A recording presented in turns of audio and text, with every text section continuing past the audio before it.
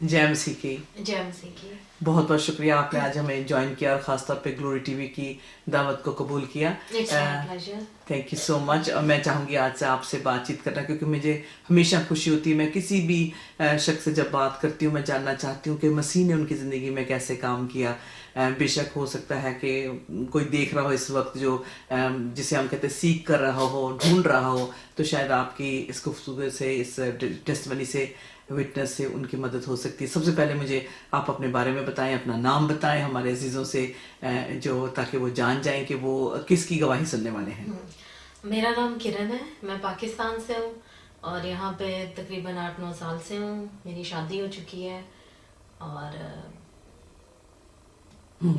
ठीक है किरण, आपने कहा कि आप पाकिस्तान से हैं। शुरू से ही आप क्रिश्चियन थे, मतलब क्रिश्चियन शुरू फैमिली से, हाँ में जी, आपकी पैदाइश हुई? हाँ जी, अच्छा, मसीही खानदान में। That's lovely. तो पाकिस्तान कौन सी जगह? लाहौर से। लाहौर से। लाहौर की तो बहुत तारीफ हमने सुनी है। हाँ वहाँ की जी। जो बाजार, मैं भी खुद भी गई हूँ पर्सनली वहाँ, तो मैंने देखा बड़ा खूबसूरत जगह है। लेकिन उसमें जो है खासतौर पे मसीही बच्चों के लिए इतना ब्राइट फ्यूचर नहीं है, क्योंकि आप अभी यंग हैं। आप क्या अपने बारे में बता सकती हैं, क्योंकि आपकी परवरिश वहीं पे हुई, आप बड़े हुए, किन किन बातों का आपने जो था सामना किया जो शायद आप समझते हैं कि आपके साथ ज्यादती हुई है? क्रिश्चियंस का पाकिस्तान में तो अब तो बिल्कुल सेफ नहीं है। हाँ, आज से कुछ साल पहले जब हमारे पेरेंट्स थे और हम लोग भी छोटे थे और स्कूल जाते थे और कॉलेजेस वगैरह में, तो हमें इतने बुरे हालात का सामना नहीं करना पड़ा, क्योंकि वो फैमिली सिचुएशन पे भी काफी डिपेंड करता है। क्योंकि जो बिल्कुल ही ऐसे इलाकों में रहते हैं जो बिल्कुल क्रिश्चियन कम्युनिटीज हैं और गरीब हैं या बहुत ज्यादा, उनको ऐसे हालात ज्यादा देखने पड़ते हैं। तो हम लोगों को ऐसे हालात नहीं देखने पड़े, लेकिन फिर भी पाकिस्तान में क्रिश्चियंस बिल्कुल सेफ नहीं है किसी भी तरह से। आपको स्कूल कॉलेजेस में ऐसे कंजर्वेटिव लोगों से सामना आपका हो ही जाता है, जो इस तरह की सोच रखते हैं क्रिश्चियंस के लिए कि जी इधर से पानी नहीं पीना, ये क्रिश्चियन ने पी लिया है, और टीचर्स से, और आपको एग्जाम्स में कम मार्क्स देने हैं या इस तरह से। तो वो सारी चीजें होती रहती हैं। आपने फेस की ये सारी बातें? हाँ जी, मैंने की जब मैं स्कूल में थी। तो इस तरह की चीजें फेस की कि जी मतलब इस नल से क्रिश्चियन ने पानी पी लिया इस टाइप से, तो इधर आप मुस्लिम नहीं पिएंगे, क्योंकि इस अच्छा। तरह के मुस्लिम काफी वहां पे लड़कियां थी स्कूल में, या टीचर्स भी थे कि जब आप एग्जाम देते हैं तो आपको बिल्कुल ही, आपको पता है कि आप एग्जाम में क्या अपनी परफॉर्मेंस देके आए हैं, लेकिन वो आपको नंबर्स के लिहाज से या उस तरह आपको पता लग जाता है ना, तो उस तरह से काफी सामना करना पड़ा। लेकिन सोशली इतना नहीं करना पड़ा। अच्छा। क्योंकि फैमिली बैकग्राउंड काफी स्ट्रांग था। अच्छा। और रिलीजियस और पेरेंट्स भी काफी, तो उस वजह से नहीं, लेकिन स्कूल में इस तो तरह से जब करना स्कूल पड़ा। में आपके साथ इस तरह का, मतलब एक ही क्लास में आप पढ़ रहे हैं और एक ही मतलब आपके टीचर हैं, और ख़ास तौर पे जो मतलब आपकी, जैसे आपने कहा कि पढ़ाई में आप ठीक ठाक जा रहे हैं, तो जब आपके साथ इस तरह का बर्ताव होता तो आप किसको इल्ज़ाम देते थे? ख़ास तौर पे जब वो कहते हैं कि इस नल से क्रिश्चियन ने पानी पिया और मुस्लिम ने नहीं पीना, इस तरह की नफरत को जब आप फेस करते थे तो किसे इल्ज़ाम देते थे?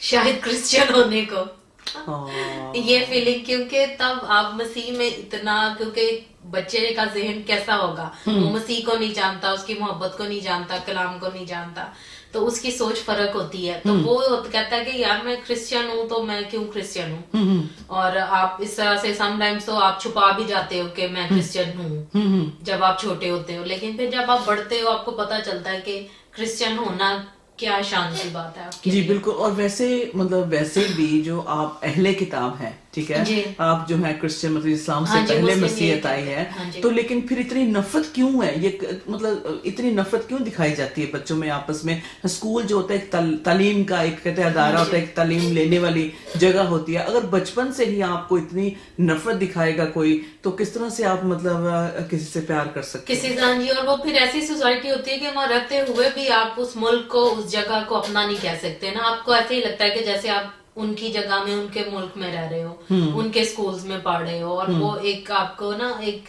इन्फेरिटी कॉम्प्लेक्स हमेशा ही डेफिनेटली। रहता है। डेफिनेटली। आप कभी भी वो उस तरह से ना, आपकी पर्सनालिटी उस तरह से बिल्डअप होती है ना, आप में कॉन्फिडेंस आता है, तो आप में वो हमेशा से एक लैक ऑफ कॉन्फिडेंस रहता ही है। आप उस तरह से अगर कोई ब्राइट भी होता है तो उस तरह से नहीं है, अनटिल और अनलेस जब तक कि वो कॉन्वेंट स्कूल्स में या ग्रामर स्कूल में नहीं पढ़ता। लेकिन जो बच्चे गवर्नमेंट स्कूलों में पढ़ते हैं वो इस तरह के कॉम्प्लेक्स का हमेशा शिकार रहते ही हैं। तो उनको ये चीजें फेस करनी पड़ती हैं। तो जब आपको जब जैसे आप बड़े हो रहे थे तो आपको जैसे इस तरह की नफरत मिल रही थी यानी कि रिजेक्ट किया जा रहा था, तो आप मतलब अपने पेरेंट्स को जाके कंप्लेन करते थे कि बताते थे कि हमारे साथ स्कूल में ये हुआ, या फिर छुपा जाते थे बात को? क्योंकि ये चीजें वहां पे कॉमन है तो मैं छुपा ही जाते थे पेरेंट्स को, या कभी जिक्र भी कर देना कि ऐसा होता है। जैसा कि मैंने पहले बताया कि थोड़े से स्ट्रांग थे, इस वजह से वो चीजें थोड़ा अरसा ही देखनी पड़ी जब तक स्कूल में थे। लेकिन जब 10th स्टैंडर्ड में या कॉलेज में गए तो फिर इस तरह की चीजें फेस नहीं करनी पड़ी। Very good. कुछ अच्छा, तो आप घर में बड़े थे या छोटे हैं सबसे? मैं अपनी फैमिली में सबसे छोटी हूँ, मेरे 2 बड़े बहन भाई हैं। तो कभी उनके साथ मतलब बातचीत होती तो आपस में होता है ना बहन भाइयों के जब बैठना कि भी आज मेरे स्कूल में ये हुआ, फलाने ने मुझे इस तरह से मतलब मेरे साथ बिहेवियर किया, तो आपस में आपका बहन भाइयों क्या होता था कि हम बदला लेंगे या हम दुआ करेंगे, हम खुदा से कहेंगे, कुछ ऐसा करेंगे कि इन लोगों को पता चल जाए कि मोहब्बत क्या है, कि मोहब्बत से जंग जीती जा सकती है? हाँ जी, नहीं बदला लेने का तो कभी नहीं सोचा था। बस यही था कि आहिस्ता आहिस्ता जैसे जैसे टाइम गुजरता गया, और वो क्योंकि पेरेंट्स भी नॉमिनल क्रिश्चियंस नहीं हैं, वो भी खुद मसीह पे ईमान रखने वाले, चर्च जाने वाले और काफी स्ट्रॉन्ग फेथ वाले हैं। तो वो उनसे जब इस तरह की एजुकेशन मिलती रही तो वो चीजें फिर इतनी मायने नहीं रखती रही जिंदगी में कि इस तरह से स्कूल में थोड़ी सी होती है या नहीं। वो चीजें बदलती गई। तो एक दूसरे को स्ट्रॉन्ग करते होंगे, एक दूसरे को स्ट्रॉन्ग करते होंगे। हाँ जी, भाई का पॉजिटिव पॉइंट ये था कि वो उसी स्कूल में पढ़ता था जिसमें मेरे पेरेंट्स पढ़ाते थे। तो उसको तो कभी कुछ ऐसा नहीं देखना पड़ा। फिर कॉलेज में भी, और वो काफी स्ट्रॉन्ग रहा तो उसको नहीं इस तरह से। और क्योंकि मेरी बड़ी सिस्टर जो है वो थोड़ी सी इल है तो वो कभी स्कूल या इस तरह नहीं गई है, तो वो घर पे ही होती हैं। तो मैं ही थी इस तरह से जिसने थोड़ा बहुत ऐसा पीरियड देखा स्कूल में, लेकिन पैसेज ऑफ टाइम ठीक हो गया था वो सारा। और इसके साथ साथ फिर आपकी जब आप बड़े हुए तो ऑफ कोर्स आपने मतलब एक टाइम पे आपने कहा कि हम क्यों क्रिश्चियन है, क्योंकि आपको नहीं पता था, सच्चाई का नहीं पता था। और जब उसके बाद फिर जो टर्निंग पॉइंट जिसे कहते हैं कि चेंजेस आना जिंदगी में, जैसे एक लड़की 12-13 साल की होती है, मैच्योर होती जाती है, लेकिन अगर आप ऐसे माहौल में रह रहे हैं तो आप वक्त से पहले मैच्योर हो जाते हैं, ठीक है ना, क्योंकि बहुत सारी ऐसी नेगेटिव बातों का सामना करना और फिर अपनी मतलब सेल्फ एस्टीम को भी रखना। अब मुझे बताएं कि फिर उसके बाद चर्चिस की एक्टिविटीज होती थी आपकी? हाँ जी, चर्चिस की एक्टिविटीज होती थी क्योंकि जो मेरे फादर थे वो एल्डर थे नौलखा चर्च में। अच्छा। और उनकी अपनी क्रिश्चियन ऑर्गेनाइजेशन भी थी आर्ट की, वो उसको रन करते थे। तो चर्च में काफी हम लोगों का स्ट्रांगली पार्ट था। इवेंट्स होते थे, उसमें पार्ट लेना, संडे स्कूल इस तरह का था। ठीक है। अच्छा, तो जब मम्मी डैडी पूछते थे कि बेटा आपने क्या बड़े होके बनना है, तो क्या मतलब आप समझते थे जो आप बनना चाहते हैं पाकिस्तान में रह के बन सकते थे? नहीं, पाकिस्तान में रह के उस तरह से नहीं। आप उस तरह से, क्योंकि वो क्रिश्चियंस को इतना ऊपर आने ही नहीं देते हैं कि वो कुछ बनने का सोचे। बस यही था कि अच्छी अच्छी एजुकेशन लेनी है, अच्छे से अच्छी। बिल्कुल। और वैसे भी हमारे क्रिश्चियन जो बच्चे हैं काफी पेरेंट्स उनको स्ट्रेस करते हैं कि एजुकेट हो जाओ, पढ़ लिख जाओ, ताकि जो है कि मतलब आप एक अच्छी नौकरी कर सके। तो अपनी एजुकेशन अपनी पाकिस्तान में सारी पाकिस्तान में कंप्लीट की थी। अच्छा, फिर उसके बाद आपने क्या प्लान किया? फिर उसके बाद ये प्लान किया, जिस तरह इंग्लैंड आने का सबको शौक होता है कि इस सोसाइटी से निकले और अच्छा फ्यूचर देखें। तो फिर इंग्लैंड आने के लिए प्लानिंग शुरू की। तो फिर मैंने अपना मास्टर्स का पार्ट 1 कंप्लीट किया था। ठीक है। तो फिर मैंने ये इमिग्रेशन के लिए अप्लाई कर दिया यूके के लिए। तो 3 मंथ्स में फिर मेरा वीजा आ गया। अच्छा। तो फिर मैं यूके आ गई। तो यहाँ फिर south hall school of languages and machinery orientation, इसमें फिर मैंने लीडरशिप के। लेकिन आना क्या एक क्रिश्चियन लड़की के लिए पाकिस्तान में रहते हुए वीजा लेना और आना यहाँ, कितनी कोई ऐसी मुश्किलात का आपको सामना हुआ? नहीं, ज्यादा नहीं। अच्छा, चलो शुक्र है खुदा का। हाँ जी, क्योंकि मैं जिन सर से पढ़ती थी वही ये प्रोसेस उन्होंने किया था मेरा सारा यहाँ पे आने का। ठीक है। तो 3 मंथ्स में सारा हो गया। तो पेरेंट्स को कैसा लगा जब आपने बताया कि भाई अब मैं थोड़े दिन आपके साथ हूँ, अब मैं चली जाऊंगी? तो मम तो बहुत हाँ जी, मम करते हैं, बहुत सैड थी। और क्योंकि डैडी मेरे 2002 में एक्सपायर हो गए थे, तो सिर्फ मम्मी थी। तो ये था कि उनके लिए काफी हार्ड था। लेकिन क्योंकि वो जब माँ बाप देखते हैं ना कि बच्चे की खुशी किस चीज में है, तो वो फिर सरेंडर कर जाते हैं। तो मम्मी का ये था कि उन्होंने कहा कि ठीक है, आप अगर जाना चाहते हो तो जाओ। तो बहुत बड़ी आपको ऐसे एक रिलीफ लगा होगा कि मम्मी भी खुश हैं, बाकी भी बहन भाई भी खुश हैं, अब मैं जो करना चाहती हूँ खुदा ने मेरे लिए रास्ता खोल दिया है। हाँ जी, और बिल्कुल। ये वेरी एक्साइटेड, क्या किया उस दिन जिस दिन आपको पता चला आपका वीजा लग गया? बहुत खुश हुई क्योंकि मैंने ये खुदा से दुआ की थी कि अगर मेरा फर्स्ट गो में वीजा लगेगा तो मैंने अपनी मन्नत के रोजे माने हुए थे। अच्छा, हाँ जी, क्या बात क्योंकि है। जब मैंने इंटरव्यू के लिए जाना था तब भी, और इंटरव्यू से जब मैं आई तब भी मैंने ये कहा हुआ था कि मैं इतनी फास्टिंग करूंगी, तो फिर वो मैंने की। अच्छा। और उससे पहले भी की, और खुदा ने मुझे जवाब दिया था। क्या बात है। सो आप समझते हैं कि दुआ और रोजे में बहुत ताकत है? बहुत ताकत है, बहुत ताकत है। हाँ जी, अगर आप ईमान से कुछ भी मांगते हो तो वो मिलता है आपको। वैसे मैंने आज तक जितना भी सुना है जिनसे कि जिन्होंने रोजे रख के किसी काम को शुरू किया है, उनको मतलब 100%, ये नहीं कि सिर्फ उस दुआ का या वो काम हो गया है, जी। जवाब मिला है, लेकिन उनकी अपनी जो शख्सी जो पर्सनल जो खुदा के साथ रफाकत है वो बहुत ज्यादा हो जाती है हाँ जी। ना। हाँ। एक स्पिरिचुअली आपको ऐसे लगता है कि ज्यादा कनेक्शन है। हाँ, कुछ उसमें आप, हाँ जी, वो क्योंकि रोजे का वो जो असली मकसद है कि रोजा सिर्फ ये नहीं रखना कि मैंने फाका करके मैं बैठ गई हूँ। आपने दुआ की है, इबादत की है, खुदा से मांगा है, तो अगर आप उस तरह रोजा रख के दुआ करते हो, इबादत करते हो, तो आपको जरूर जवाब मिलता है। Praise हाँ जी, God। और वो फिर आपकी स्पिरिचुअल जो ग्रोथ है वो भी होती है। तो फ्रेंड्स के सामने कैसे, how did you break the news कि भी बस मैं अब दिन थोड़े हैं आपके साथ, अलविदा, बाय बाय? क्योंकि मेरी जो फ्रेंड थी तानिया, वो ऑलरेडी मुझसे तीन महीने पहले यहाँ पे आ चुकी वाह, क्या थी। तो मैंने कहा कि हाँ जी, वो आ चुकी थी, मुझे उससे काफी ज्यादा हेल्प थी कि उसने आते ही रूम ले लिया हुआ था रेंट पे, और वो यहाँ पे ऑलरेडी थी, तो मुझे आने में वो मुश्किल नहीं लगी। ठीक है। उसने मेरे लिए अरेंजमेंट्स किए हुए थे, आई तो उसके पास आई तो सारा ठीक था। ऐसे स्ट्रगल इतनी आते नहीं करनी पड़ी। हाँ, जॉब ढूंढने के लिए स्ट्रगल करनी पड़ी, लेकिन रहने के लिहाज से स्ट्रगल नहीं करनी पड़ी। She was there for me. तो उसने इंग्लैंड, वो पहले आ गए तो उसने ठीक है। क्योंकि मतलब आप जैसी एज की लड़कियां, तो मैं समझती हूँ हमारे टाइम में जो था, मतलब घर से बाहर जाना, ट्रेन पे जाना बड़ा मुश्किल लगता था। ये तो बड़ी दूर की बात है कि अपने मुल्क को छोड़कर दूसरे मुल्क में जाना। जिंदगी में पहली दफा ट्रेवल किया था लाहौर से यूके। मुझे क्योंकि ट्रेवलिंग का ज्यादा शौक नहीं है। ठीक। मुझे ट्रेवलिंग सिकनेस होती है, तो मैं ट्रेवल ज्यादा नहीं करती। अच्छा। मैं भागती हूँ ट्रेवल करने से। तो लाहौर पाकिस्तान में रहते अगर मुझसे कोई पूछता ना कि मैंने कौन कौन सी जगह देखी है, तो मैंने कुछ भी नहीं देखा, क्योंकि मुझे शौक नहीं था, इसलिए कुछ भी नहीं देखा। तो पहला ट्रेवल लंबी उड़ान है, 7-8 घंटे की लंबी उड़ान फिर लगाई आपने। उसमें भी मैंने गोलियां खा के सो गई थी। अच्छा, जहाज में। Bless you. तो मतलब सोते सोते सफर कट गया? सोते सोते सफर कट गया जी। लेकिन उसके बाद जब दूसरी तीसरी दफा गई तो फिर मैंने थोड़ा सा एंजॉय किया, थोड़ा सा अपने वो फेयर को ओवरकम किया कि नहीं। अच्छा, फिर जब आप बर्तानिया पहुंचे, इंग्लैंड पहुंचे, तो क्या वैसे ही पाया? मैं हमेशा ये सवाल पूछती हूँ कि क्या आपका तजर्बा था, क्या आपने जब देखा हीथ्रो पे आप उतरे और बाहर आए, और क्या था आपकी फीलिंग उस वक्त? फीलिंग्स ऐसे ही होती हैं कि आप ना जैसे आसमान में हो, जब आप हीथ्रो के एयरपोर्ट पे लैंड करते हो, दुनिया एकदम बदली लगती है। लेकिन जब आपको यहाँ पे आके सारा कुछ फेस करना पड़ता है, एक अकेले बंदे को जिसकी कोई फैमिली नहीं है या कोई सपोर्ट नहीं है, तो वो बिल्कुल समझ लें कि आप फिर -0 पे चले जाते हो, आपका मोरल भी और पोटेंशियल भी। क्योंकि जिस तरह का हम सोच के आते हैं ना कि यहाँ पे ऐसा होगा, जल्दी से नौकरियां मिल जाती हैं, पैसे पेड़ों पे लगे हैं, आप तोड़ते हो, डॉलर पाउंड, ये ऐसा कुछ भी यहाँ पे नहीं होता। आपको आके स्ट्रगल करनी पड़ती है।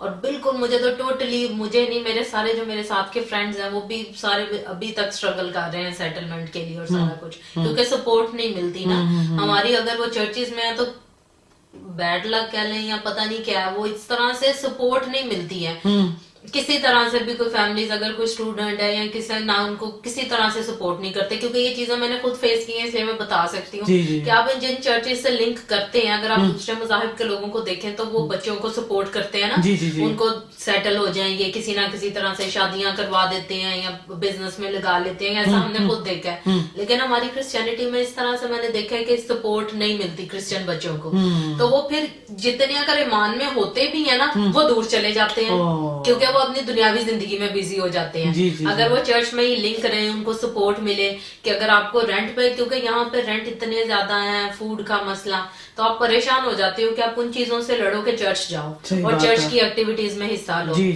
वो बहुत, लेकिन अगर आपको चर्च के लोग सपोर्ट करें कि जैसे अगर किसी एक बच्चे को अपने साथ रख लें, अगर उनके पास इतनी जगह है या उसको थोड़ा सा सपोर्ट कर दें, तो उसकी टेंशन उतनी नहीं रहेंगी।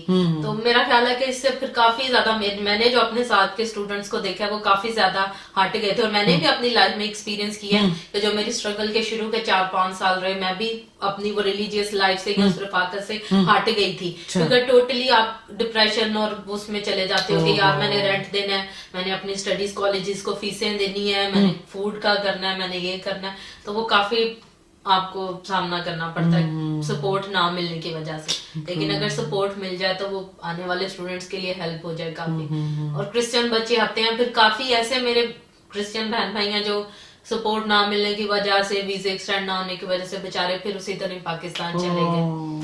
सिर्फ मेरा ख्याल है कि मैं अपनी बैच के सिर्फ 3-4 लोगों का कह सकती हूँ कि जो अभी कुछ सेटल है, बाकी सारे पाकिस्तान वापस चले गए सपोर्ट ना मिलने की वजह से या हालात बुरे होने की वजह से। तो वो जिस माशरे से हम निकलना चाहते हैं हम फिर उसी में वापस चले जाते हैं। तो इस तरह के बिल्कुल अवेयरनेस नहीं है ये दी जाती ना कि बिल्कुल किस तरह नहीं, बिल्कुल आगे से संभाला नहीं जाता।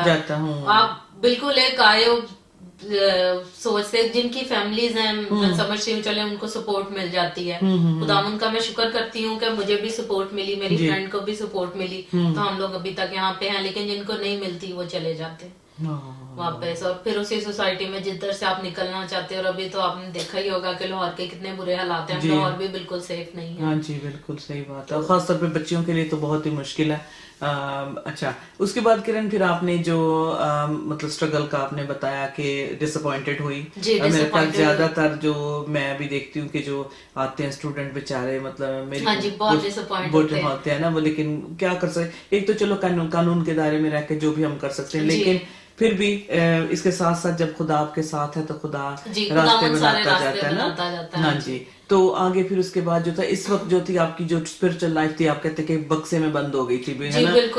नो स्पिरिचुअल लाइफ, कोई फेलोशिप कुछ नहीं था। हाँ जी। अच्छा, क्योंकि स्ट्रगल में आप लग गए, क्योंकि स्ट्रगल में लग गए, वो चर्च जाना, चर्च की एक्टिविटीज में पार्ट लेना, वो सारा बिल्कुल खत्म हो गया।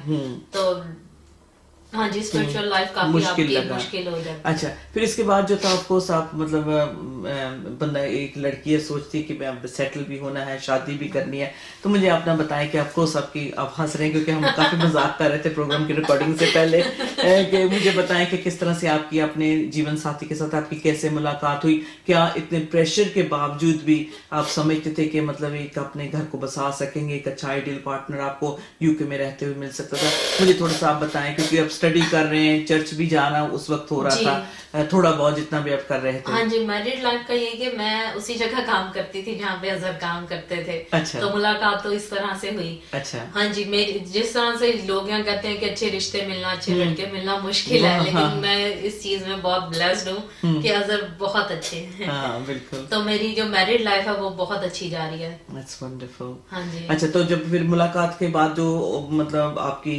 शादी हो गई, आप मतलब सेटल्ड हैं, खुदा का शुक्र है, एक जिंदगी में ऐसा वाकया आया जिसमें आपको कहते हैं कि मैं ये समझ सकती हूँ कि रूहानी तौर पे फिर से आपको खुद मतलब रूह की हिदायत से रूहानी तौर पे आप जिंदा हुए हैं। इस तजर्बे को मैं चाहती हूँ कि इस पे हम फोकस करें, क्योंकि बहुत सारे क्रिश्चियंस हैं, नाम के क्रिश्चियन है, आप भी क्रिश्चियन खानदान में पैदा हो सकता है, 2nd, 3rd, 4th जनरेशन हो आपकी, लेकिन हर एक इंसान का शख्सी तौर पे, पर्सनली तौर पे रूहानी अवेकनिंग होनी, यानी स्पिरिचुअली इंसाइट होना, तो इस पे मैं गौर करना चाहूंगी। और मुझे बताएं कि जो इंसिडेंट आपके घर में रिसेंटली हुआ, जो डेथ हुई, उसके बारे में मुझे बताएं। हाँ जी, मैं अपनी स्पिरिचुअल लाइफ का, जिसमें मैं महसूस करती हूँ कि एक जिंदगी के 2 हिस्से, मैं उनको 2 फेजेस में डिवाइड करूंगी। एक यहाँ पे आने से पहले जो मसीह के साथ मेरी रफाकत थी, उसमें मैं बहुत ज्यादा, आप क्या लेंगे, मसीह के साथ थी। ठीक है। फिर यहाँ आने के बाद, हाँ, अब के मैं अपने उस पीरियड को, जब से मैंने तौबा की और मुझे नई पैदाइश का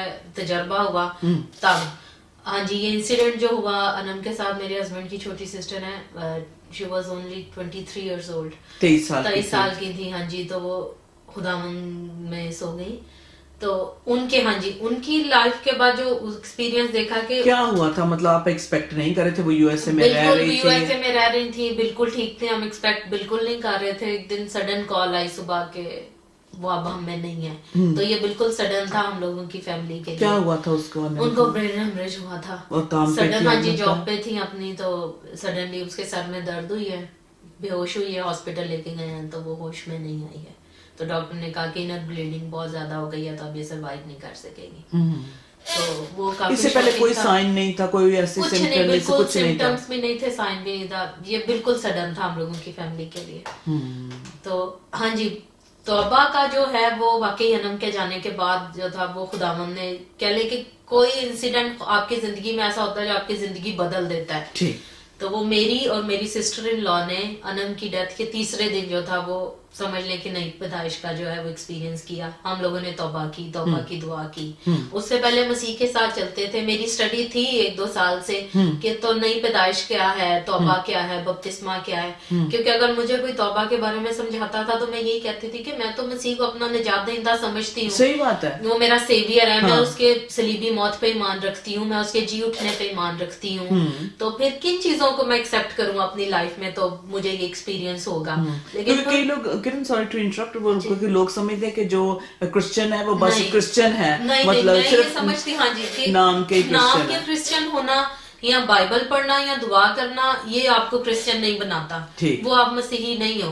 आपकी जिंदगी से मसीह की गवाही होनी चाहिए। क्या बात आपके उठने बैठने से, आपके बोलने से, आपके लोगों में काम करने से मसीह का जलाल जाहिर होना चाहिए हर एक मसीही की जिंदगी से। सही बात है। तो फिर मैं कैसे, मैं उन बड़े बड़े कामों को नहीं कहूंगी कि मुझे मसीह नजर आ गया, मुझे ये हो गया, इस तरह का एक्सपीरियंस को मैं कहूँ कि जी ये मेरी गवाही है, नहीं।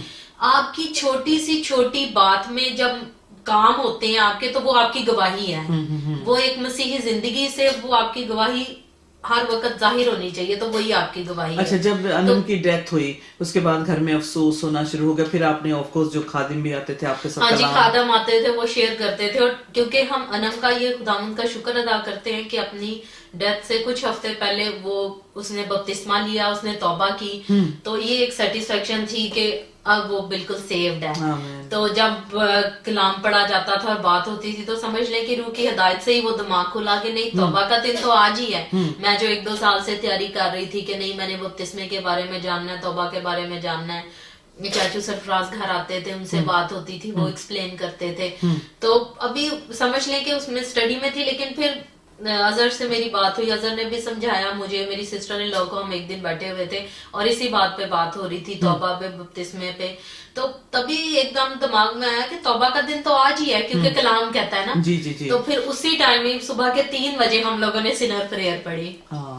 तो मैं क्या समझते समझती हैं कि उसके बगैर आप समझते हैं कि जब तक आप अपने दिल से कबूल नहीं करते, कबूल तो करते थे, हाँ जी, लेकिन कबूल ईमान, करते थे लेकिन जुबान से इकरार नहीं करते थे। एक आयत है, मुझे अभी उसका हवाला याद नहीं है, क्योंकि उसमें लिखा हुआ है कि दिल से मानना और फिर जुबान से इकरार करना, वो तौबा है। जी। दिल से हम मानते हैं, दुआ में भी हम कहते हैं, लेकिन जब तक हम जुबान से इकरार नहीं करते उससे तौबा नहीं होती है और फिर निजात नहीं है। तो निजात तब मिलती है जब आप जुबान से इकरार करते हो। तो जुबान से जो इकरार था वो उस दिन किया था। क्योंकि जब कहते हैं कि कई लोग, मैं जिनसे बात करती हूँ, वो कहते हैं जब सडन डेथ होती है फैमिली में तो थोड़ी दिन के लिए जब तक मतलब फ्यूनरल नहीं होता तो बड़े इमोशनल रहते हैं, बहन भाई में आपस में एक्स्ट्रा प्यार हो जाता है, केयर करना शुरू कर जाते हैं, क्योंकि एक डर सा आ जाता है कि वो अगर ये मतलब इतनी यंग अचानक चले गए, जो हो सकता है तो किसी के साथ भी हो सकता है। तो ये थोड़ी दिन के लिए ये रहता है, जो कहते हैं कि एक इमोशनल बॉन्ड कहने का ये जुड़े रहते हैं। लेकिन आपने इसके दरमियान जो था, खुदा के रूह ने आपसे कलाम किया और आप जिस चीज की तलाश कर रहे थे, बहुत सारे सवाल एज ए क्रिश्चियन आपके दिल में थे, खुदा के खादमन से भी पूछते थे।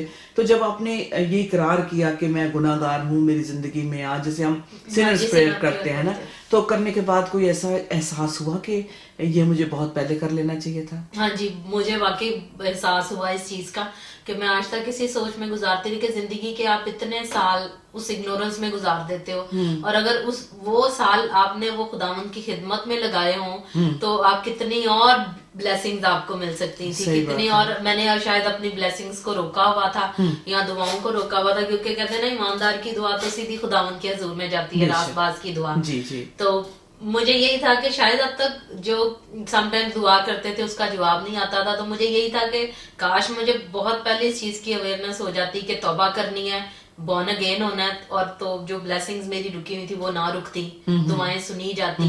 तो इस चीज का एहसास तो है कि काफी आपने अंदर के जो कहते हैं हमारे एक इनर मैन है, इंसान है, जो जी। हमारी एक आत्मा है, you know we have spirit है, बॉडी है, आपको लगा कि अंदर का जो मेरी अंदर के जो किरण है, जो असली जी। जो मेरी शख्सियत है, वो जाग उठी है? वो बिल्कुल ऐसे जैसे रूह की आग नहीं लग जाती अंदर, वैसे महसूस होता है। अब हर वक्त ऐसे दिल करता है, क्योंकि अब मुझे फिल्में देखने का बहुत शौक था, टीवी ठीक। देखते रहना पूरा दिन। अब जब भी मैं टीवी लगा के या फिल्म देखने लगती हूँ ना, मुझे ऐसे लगता है कि जैसे वो टाइम मैं जाया कर रही हूँ, वही टाइम मैं कोई बाइबल का प्रोग्राम देख लूं, खुदावन को जानूं या बाइबल पढूं, तो वो मेरे लिए ज्यादा बेनिफिशियल है। ठीक। तो मुझे अब ऐसा महसूस होता है, रूह की आग ऐसी है कि मेरा दिल करता है कि हर बंदे को रोक रोक के सिनर प्रेयर करवाऊं, उसको कहूं, उसको बताऊं मसीह की खुशखबरी उसके कान तक पहुंचे कि तू जब तक मसीह को कबूल नहीं करेगा ना, तू सेव्ड नहीं होगा। तो बहुत से ऐसे हमारे प्यारे दोस्त होते हैं जो दूसरे मजाहिब के हैं, तो मेरा बस दिल करता है कि मैं उनको जाके बताऊं, उनको बिठाऊंगे, तू आज ही मसीह को कबूल कर ताकि तू सेव्ड हो। तो मेरे अंदर मुझे अपनी रूह के अंदर ऐसी बातें महसूस होती हैं, लेकिन प्रैक्टिकली शायद वो चीजें सोचना मेच्योरिटी है, क्योंकि ऐसा हो नहीं सकता कि जो एक स्ट्रॉन्ग फेथ वाला इंसान है उसको आप फौरन कहो कि नहीं तू मसीह को कबूल कर और तू तौबा कर तो तू सेव्ड होगा। तो मुझे पता है कि अभी मुझे और जानने की, सीखने की जरूरत है कि मुझे लोगों से कैसे बात करनी है, उनको कैसे मसीह की खुशखबरी देनी है, कैसे, क्योंकि आप जिनको भी दूध की जरूरत है आप उनको ठोस ग़िज़ाएं नहीं दे सकते। सही बात तो है। मुझे अभी ये सीखने की बहुत ज्यादा जरूरत है कि मैंने कैसे आपके जो है सर्कल में जो है आपकी एज के मतलब बहन भाई हैं, आपके दोस्त हैं, अब वो आप समझते हैं कि आपकी वो जब आप मिलते हैं तो वो एक पाक माहौल बन गया है, क्योंकि आप खुदा की बात करते हैं और जुबान से, पहले भी मुझे पता है मतलब गाली गलोच नहीं होता था, मतलब कोई गाली भी नहीं निकालते थे, लेकिन अब लगता है कि खुदा के रूह ने जैसे कंट्रोल ले लिया। आपके फ्रेंड्स का क्या है, इसके बारे में क्या हाल है, क्या वो चेंज देख सकती हैं आप में? हाँ जी, जो मेरी फ्रेंड तानिया, हाँ जी, वो चेंज देख सकती है, और जो मेरे साथ के रहने वाले हैं वो चेंज देख सकते हैं। और काम पे भी मैंने शुरू से ही ऐसे ही कोशिश की, ऐसे ही रखा है कि जब आप काम पे भी जाओ ना, क्योंकि जब मैं संडे को चर्च से जाती हूँ ना, तो चर्च में आप ये कहते हैं ना कि आप जाएं, काम करें टू सर्व द लॉर्ड, कि कुछ भी करो तो आप ऐसे करो कि आप खुदावंद को सर्व कर रहे हो। तो आपके कलाम में और आपकी बातों में ऐसी चीजें लोग महसूस करना शुरू कर देते हैं कि आप डिफरेंट लगते हो। तो मुझे खुशी होती है और मैं चाहती हूँ कि मेरे साथ ऐसे ही बने कि वाकई वो डिफरेंट लगे। कुछ बातें थी, कुछ बातें अभी और डेवलप करनी है कि वाकई लगे कि मसीही हम पहचाने जाएं कि मसीह ऐसा था और ये मसीही है। बड़ी अच्छी बात आपने की, क्योंकि बहुत सारे लोग मेरे ख्याल सोचते हैं इस तरह से, क्योंकि वो मसीह खानदान में पैदा हुए हैं। हाँ तो बस नजात उनके लिए, माफी उनके लिए नहीं, है। ऐसा तो नहीं। हाँ जी, मैं आप ऐसे, हाँ जी, ऐसा बिल्कुल सोचते हैं, क्योंकि जैसे मैं पहले सोचती थी कि हम क्रिश्चियन है, खुदा के लिए बड़ा काम करते हैं, चर्च जाते हैं, रोजे रखते हैं, दुआएं करते हैं, बड़े काम हो गए हैं। लेकिन आप जैसे कलाम को पढ़ते हो ना और उससे समझ मांगते हो, आपको समझ मिलती है। और मेरी बहुत ज्यादा जो हेल्प की है वो आपके प्रोग्राम्स ने, जो ग्लोरी चैनल पे आते हैं ना, वो की है। आपका स्पेशल जो प्रोग्राम, जो कलाम की बातें है ना, जब आप बातें करते हो ना, तो वो ऐसा नहीं लगता कि आप प्रीच कर रहे हो, आप ऐसे लगता है जैसे सिखा रहे हो, और वो दिल में जाती जाती है और आप सीखते जाते हो नई नई चीजें। तो वो उससे मुझे बहुत, जो कह लें कि उससे मेरी रूहानी तरक्की होती है। मैं सीखती हूँ उससे और कोशिश करती हूँ कि अच्छा ये चीज है, ये नहीं कि मैं बिल्कुल परफेक्ट तो नहीं है कोई भी, आप में नेगेटिव पॉइंट्स होते हैं। मेरी अभी दो तीन चीजें ऐसी हैं जिन पे अभी मुझे कंट्रोल लाना है, गुस्सा बहुत आता है, और थोड़ी ऐसी चीजें हैं जिनको मैं कम ओवर कर रही हूँ, लेकिन मेरी कोशिश ये होती है कि अभी आहिस्ता आहिस्ता आहिस्ता आहिस्ता चीजें खत्म हो जाए। हाँ जी, तो बिल्कुल जैसा आपने कहा कि मसीही होना आपको नहीं बचाता, आप वो मसीह जैसा होना बचाता है। क्या बात है, क्योंकि बहुत सारे लोग डिसअपॉइंट होते हैं जब वो क्रिश्चियंस को देखते हैं, कहते हैं हाँ हम सोचते थे कि क्रिश्चियन है ये लोग, तो इनके तो जो इनका गुरु है या इनका जो खुदा है उसकी तो तालीम पूरी दुनिया में मतलब मानी जाती है, लेकिन वो नजर नहीं आता। हाँ जी, तो मैं तो यही उनको मैसेज यही देना चाहूंगी कि अगर आपने मसीह को जानना ना, तो आप बाइबल से जाने, लोगों से ना जाने, क्योंकि लोग जो है ना, उनके पॉइंट ऑफ व्यू फर्क है, उनकी बातें फर्क है, किसी का कुछ है, किसी का कुछ है, अपनी सोच के हिसाब से सारे करते हैं। सही बात लेकिन आपने अगर मसीह को जानना है तो कलाम पढ़े,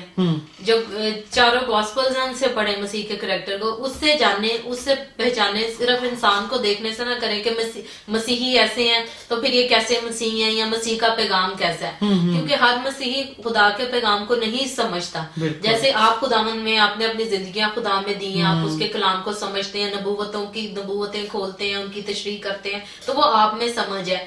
हर एक में नहीं। अब जैसे मैंने अभी से सीखना शुरू किया, तो हो सकता है मेरे अंदर भी काफी ऐसी चीजें हो जो मैं एक्सट्रीम तक ले जाती हूँ, या कुछ चीजें काम करती हूँ तो देखने वाले के लिए हो सकता है कि वो ठोकर का बायस बने।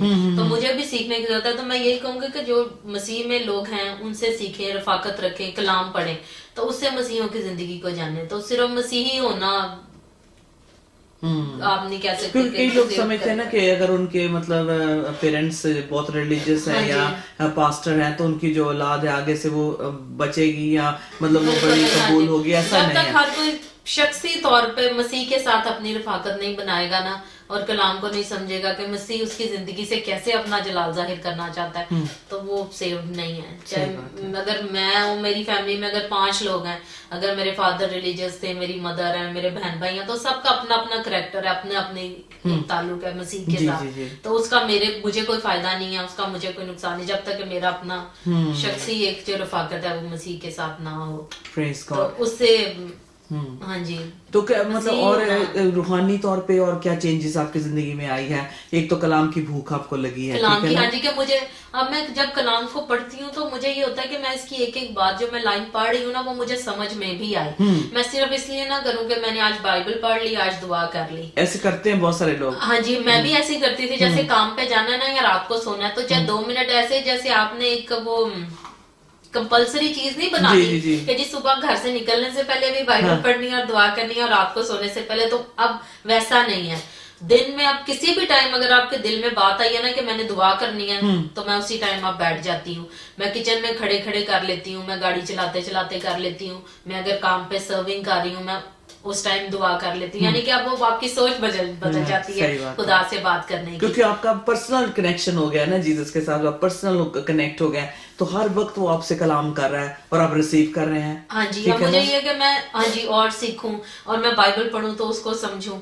तो और मुझे अब ये कि हमें अपने एंड टाइम के लिए अपने आप को तैयार करना है हर एक को, क्योंकि वो वक्त बहुत नजदीक है कि मसीह आने वाला है। तो आपके प्रोग्राम्स को देख के जो बाइबल की नबूवत है उनसे मैं बहुत कुछ सीखती हूँ, समझने की कोशिश करती हूँ। फिर आपको पता है मैं सवाल बहुत ज्यादा करती हूँ, तो मैं सवाल करके सीखने की कोशिश करती हूँ कि मैं मुझे ये होता है कि इग्नोरेंस, क्योंकि कलाम कहता है ना कि बहुत से लोग मेरे ऐसे हैं जो कम इल्मी की वजह से मारे गए हैं। तो मैं अदर को भी ये कहती हूँ कि मैं इसलिए ज्यादा सवाल करती हूँ क्योंकि मैं ना कम इल्म की वजह से मारी नहीं जाना चाहती। मैं चाहती हूँ कि मुझे पता हो, मैं जानूं। अच्छा, कोई और तजर्बा हुआ हो, ख्वाब देखा हो, मसीह ने आपसे बात की हो, कोई चीज कुछ ऐसा कुछ नहीं, ऐसा अभी तक तो नहीं हुआ है। दिल में एक तड़प है, ख्वाहिश है कि मुझे शायद उस स्टेप आहिस्ता आहिस्ता वो स्टेप लेना है और उस जाना है कि मसीह मुझसे बात करे, मुझे सिखाए। लेकिन अभी ये है कि मुझे इतना होता है कि मैं कोई काम करने लगूं, कोई बात कर, तो मुझे ये एहसास हो जाता है कि ये गलत होगा या ये सही होगा, या ये इंसान जिससे मैं मिलने जा रही हूँ इससे मिलना मेरे लिए ठीक है या नहीं है। तो इस तरह की चीजों के लिए मैं दुआ कर लेती हूँ और खुदा उनका शुक्र है कि मेरा कभी भी बैड एक्सपीरियंस नहीं हुआ। तो और उसका शुक्र है कि वो हमारी जिंदगी में जो लोग लेके आता है ना वो हमारे लिए बाइस बरकत बनते हैं। और सबसे बड़ी बात मैं ये समझती हूँ कि अब यीशु के साथ आपकी कमिटमेंट है, आपने कबूल किया है, गुनाहों का इकरार किया है, ऑफ कोर्स नए सिरे से आपकी जिंदगी शुरू हुई है।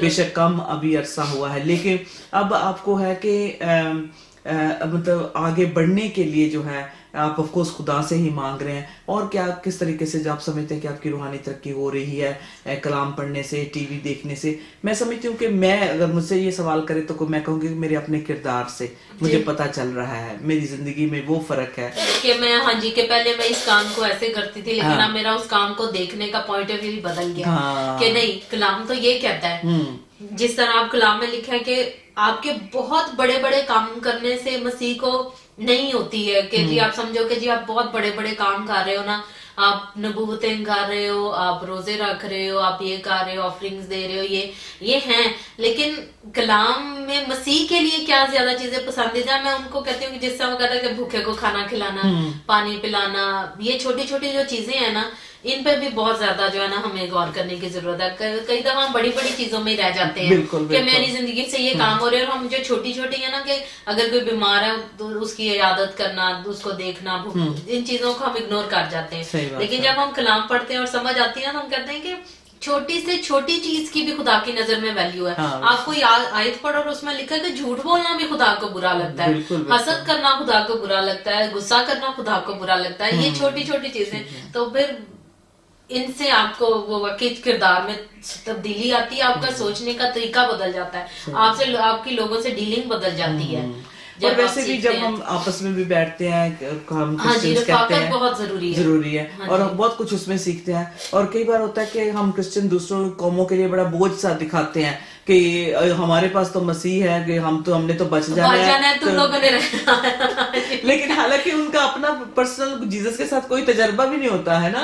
तो आप समझते कि मतलब अब ये भी आपका एक अंदाज बदल गया है देखने का, अब खुदा की नजर से आप लोगों को देखते हैं। बिल्कुल, मैं खुदा की नजर से देखती हूँ और मेरी कोशिश ये है आप लोगों की डीलिंग में, क्योंकि मेरे बहुत से सिख फ्रेंड्स भी हैं, हिंदू भी हैं, मुस्लिम्स भी हैं, क्रिश्चियन से ज्यादा, बल्कि ये लोग, इन लोगों के साथ मेरा उठना बैठना है। तो मेरी ये कोशिश होती है कि इनके सामने मैंने मसीह को कैसे पेश करना है अपने किरदार के जरिए, कि अगर वो कोई ऐसा काम, जैसे बैठी हूँ तो मैंने चुगली नहीं करनी क्योंकि मसीह को नहीं पसंद है, और झूठ नहीं बोलना, और उनसे इस तरह से दिखाना है कि वाकई उनको लगे कि यार ये चीज हमारे में नहीं है और ये हमें वो चीजें बता रही है या दिखा रही है। और अपने कलाम से और अपनी बातों से मसीह को हम इस तरह जलाल दे सकते हैं कि हम कोई बात करें ना तो हमें बाइबल से उसका हवाला देना चाहिए कि मेरा कलाम ये कहता है या मसीह ने मुझे ये करने के लिए कहा, इसलिए मैं ऐसे करूंगा। ये बहुत जरूरी है जब हम अपने इन फ्रेंड्स में उठते बैठते हैं, तो उससे भी मसीह के नाम को मुझे लगता है कि ऐसे जलाल मिलता है। मुझे पता नहीं है कि मैं ठीक है। सही बात है, बिल्कुल बिल्कुल। हमें जितना भी ज्यादा हो सके, हमें जो है जैसी जो मसीह की तालीम है उसे वो हमारे अंदर में से दिखनी चाहिए है ना, नजर आनी चाहिए। क्योंकि आप मुस्लिम लोगों को देखें तो वो बैठते हैं तो वो अपनी हर बात में अल्हम्दुलिल्लाह, इंशाल्लाह, जज़ाकल्लाह, तो जब वो ऐसी वर्डिंग बोल सकते हैं तो हम क्यों नहीं बोल सकते कि जी खुदा उनका बड़ा शुक्र है, फजल है उसका रहम है या उसका प्यार है, तो हम क्यों नहीं बोलते? हमें भी ऐसी बोलना चाहिए मसीह के नाम को जलाल देने के लिए। जी, मुझे पता कि ये छोटे से छोटे वर्ड, आपको क्या पता कि दूसरे के दिल पे या दूसरे के उस जहन पे वो क्या तासुर छोड़ रहे हैं। सही बात है, ये बड़ी अच्छी बात आपने कही। मैं अक्सर कहती हूँ, मेरे मुंह से निकल जाता है। और एक बार मुझे पता है, काफी सालों की बात है, this is about 15-16 years ago, मे भी ज्यादा। तो हमने घर लेना था, पहला हमने घर लेना था। तो जब हम गए अपने बैंक से मॉर्गेज का करने के लिए, तो जैसे ही उसने ओके कहा तो मैंने कहा प्रेज द लॉर्ड, हालेलुया। मैंने हालेलुया मेरे मुंह से निकला ना, तो मेरी तरफ वो देखने लगा, हंसने लगा। तो मैंने कहा ये अच्छी बात है कि अगर जब हमारे दिल में सच्ची मोहब्बत खुदा की होती है तो हम शर्माएंगे नहीं, है ना। बिल्कुल, हाँ जी, ये जो आपने बात की ना बहुत खूबसूरत है, कि जो एक जिस तरह मैंने अपने बचपन का एक्सपीरियंस बताया कि जब मुस्लिम लोग आपको रिजेक्ट करते हैं या आपको क्रिश्चियन होने से शर्म आती है, लेकिन जब आप मसीह की मोहब्बत में बढ़ते हैं तो आप कहते हो कि मैं क्या सोचता था, ये मेरे लिए शर्म की नहीं, मेरे लिए ऑनर की बात है कि खुदावन ने मुझे चुन लिया है। और जब आप देखते हो दूसरे लोगों को तो आप कहते हो कि खुदावन ने इन्हें नहीं चुना, मुझे चुना है। और मुझे अपने मसीही होने पे फख्र है कि आप मुझसे अगर कोई पूछता है तो मैं ये कहती हूँ कि खुदावन का शुक्र और बड़ा फजल है कि मैं मसीही हूँ। जब कोई आपसे रिलीजन के बारे में पूछता है तो मैं तो उसका वैसे ही जवाब देती हूँ, क्योंकि मैं कहती हूँ कि हमारे लिए तो ये बिल्कुल भी किसी तरह से शर्म की नहीं, फख्र की बात है, क्योंकि हमारी ये दुनिया में जिंदगी कितनी है। सही बात है, मुसाफिर हैं हम। जी, मुसाफिर है, 60 साल है, 70 साल है, लेकिन जो मेरी एक अब्दी जिंदगी है, इंटरनल लाइफ है, उससे मुझे उसके लिए अपनी जिंदगी में रह के तैयारी करनी है ना, तो उसमें मेरे लिए रिवॉर्ड्स ही रिवॉर्ड्स हैं, ब्लेसिंग ही ब्लेसिंग्स हैं।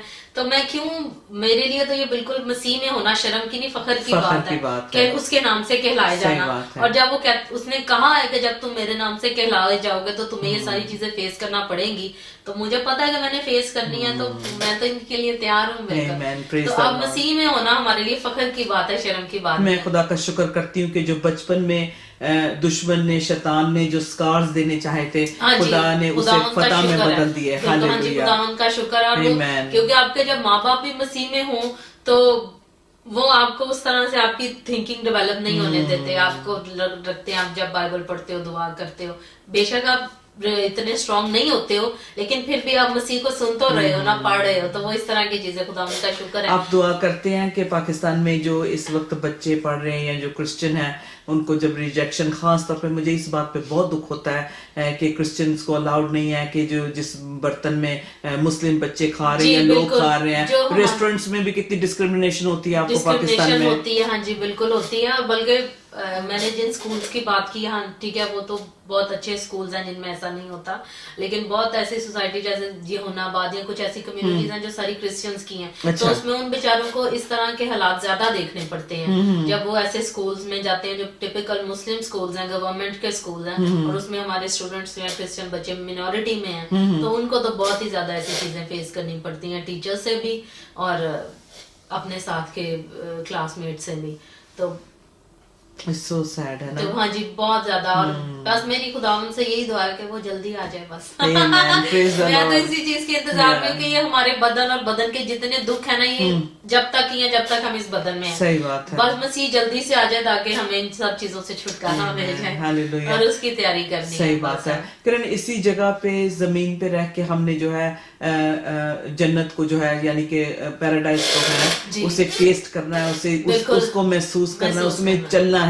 तो यहीं पे खुदा जो है अपने लोगों को तैयार कर रहा है। मैं समझती हूँ कि आज के प्रोग्राम से जो है हमारे क्रिश्चियंस बहन भाइयों की बहुत मतलब इसमें हेल्प हुई होगी, जो शायद सोचते हैं वो क्रिश्चियन है लेकिन उन्होंने नए सिरे से पैदा होने का तजर्बा नहीं अभी तक हुआ उनके साथ। उनको कर लेना, आपको अगर नहीं पता, जिस तरह मुझे नहीं पता था, तो अपने लोगों से जिनसे आप रफाकत रखते हैं, कलाम पढ़ते हैं, अपने ऐसे चैनल्स देखते हैं, बाइबल पढ़ते हैं, तो मैं कहती हूँ कि ज्यादा से ज्यादा इस चीज की नॉलेज लें। अगर आपके ज़हन में जितने सवाल भी है ना नई पैदाइश के मुतालिक, तो वो पूछें। सिर्फ क्रिश्चियन होने का एक तमगा लेके ना बैठे रहें कि जी मैं क्रिश्चियन हूँ, मैं मसीह को मानता हूँ तो मैं सेव हूँ, लेकिन जब कलाम कहता है कि जब तक तू जुबान से इकरार नहीं करेगा उसके निजात दहिंदा होने का, तो तेरी निजात नहीं है। तो हमें जुबान से इकरार करना है, और जब कलाम में अगर तौबा का और बपतिस्मे का जिक्र है तो हमें वो मसीह की रास्तबाजी को पूरा करना चाहिए, हमें ये चीजें करनी चाहिए। तो बल्कि हाँ, मैं तो क्रिश्चियंस के लिए यही इंकरेजमेंट का बाइस बनूंगी कि नहीं, अपनी जिंदगी को बदलें, उस पर गौर करें कि क्या एज अ क्रिश्चियन होते हुए आप मसीह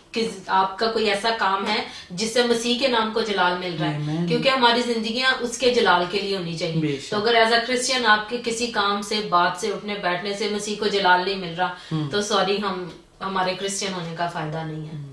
प्रेज द लॉर्ड। बहुत बहुत शुक्रिया किरण ग्लोरी टीवी से बात करने का। और मैं चाहूंगी कि आखिर में आप दुआ करें सबके लिए, और खास तौर पे जैसे आपका नए सिरे से पैदा होना तजर्बा हुआ है, और भी बहुत सारे लोग इस बात को एक्सपीरियंस करें। हाँ जी जरूर। हमारे प्यारे खुदावंद मसीह यीशु में हमारे आसमानी और रूहानी बाप, मैं इस वक्त खुदा बाप दिल और दिल की गहराइयों से तेरा शुक्र अदा करती हूँ इस वक्त के लिए, इस मौका के लिए, और ग्लोरी टीवी के इस खुदा बाप प्लेटफॉर्म के लिए, जहाँ से मैं बहुत से लोगों से बात कर सकती हूँ, मुझे बहुत ज़्यादा सारे लोग सुन सकते हैं, और जो मेरे एक दिल में बात थी कि मैं अपना खुदावंद का जो पैगाम है वो लोगों तक पहुँचाऊँ, मुझे ये मौका मिला। मैं इस चीज़ के लिए खुदा बाप तेरा शुक्र अदा करती हूँ, और चाचू और चाची जी के लिए शुक्र अदा करती हूँ कि जिन्होंने मुझे मौका दिया कि यहाँ पे मैं आऊँ और बता सकूँ क्रिश्चियंस को कि जिनको बेदारी की ज़रूरत है, जिनको मसीह के नाम को पहचानने की और निजात की ज़रूरत है, तौबा की ज़रूरत है, उन तक एक पैगाम पहुँचे। तो खुदाबा मैं तुझसे दुआ मांगती हूँ कि जो जो लोग इस प्रोग्राम को देख रहे हैं, सुन रहे हैं, खुदाबा उन सब में तेरी एक रूह की लहर दौड़ जाए, उनमें बेदारी की लहर दौड़ जाए, वो इससे कुछ सीखे। खुदाबा मैं अपनी ज़िंदगी के लिए तेरा शुक्र अदा करती हूँ, अपनी बेदारी के लिए कि तुम मेरी ज़िंदगी में काम करे, और मेरा उठना बैठना, काम करना तेरे नाम को जलाल दे। मसीह यीशु तू हम सबके साथ हो, हम सबकी ज़रूरतों को पूरा कर, और वो वक्त आने वाला है कि जब तू तेरी आमद नज़दीक है खुदाबा, तो हमें उस आखिरी वक्त के लिए तैयार कर। तेरे बेटे यीशु के नाम में मांगती और पाती हूँ, सुन ले, बख्श दे, आमीन। आमीन। बहुत बहुत शुक्रिया once again. Thank you Kiran. Thank you so much, it's my pleasure.